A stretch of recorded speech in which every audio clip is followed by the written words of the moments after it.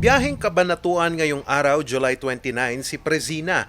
Dahil nasa Central Business District ang sakayan, naging madali para sa kanya ang pagsakay ng bus. Kaya hindi nito maiwasang mangamba nang mabalitaang ililipat na ang terminal ng bus sa Barangay Dontogan, Baguio City. Parang ang hassle nun sa mga kagaya kong nagte-travel.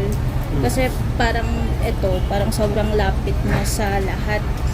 Noong June 28 kasi, pinirmahan ni Baguio City Mayor Benjamin Magalong ang negosasyon ng pamahalang lungsod ng Baguio at Megawide Construction Corporation sa proposal project na Baguio City Integrated Terminal. Ito ay magsisilbing terminal ng lahat ng bus na bumabiyahe sa southbound. Kinabibilangan nito ang mga rutang papuntang Pangasinan, Tarlac, Cubao, Pasay, PITX at iba pa.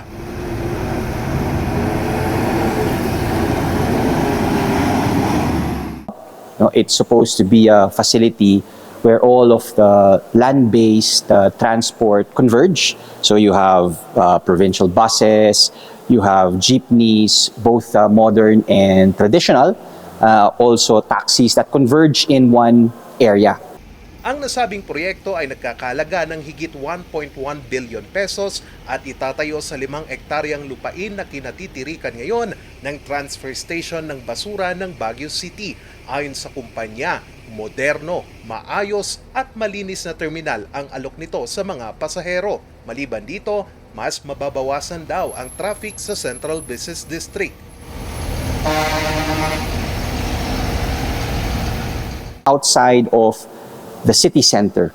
And then we provide seamless and direct connecting transfers from that facility to the people's end destinations. Maglalagay rin tayo ng mga ilang multi-level parking buildings no sa lugar.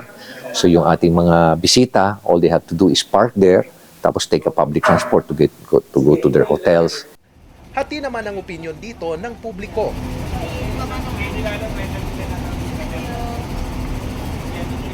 Wala na yung negosyo namin. Wala na, mahihina na. Kung estudyante lang matitindahan dito, wala. Sir? Bakit po, sir? Para lumuwag itong central business. Tinira namin, malapit lang. Kaya lang po, kung ganito pong sitwasyon, maulan, paano naman po yung mga pasahero na ganito, umuulan, walang sisiluhan. Maliban dito, ikinababahala rin ng iba pang motorista na magdulot ito ng mabigat na trapiko sa kahabaan ng Marcos Highway. Ang terminal ay itatayo sa paraang PPP o Public-Private Partnership. Ibig sabihin, walang gagastusin dito ang pamahalang lungsod.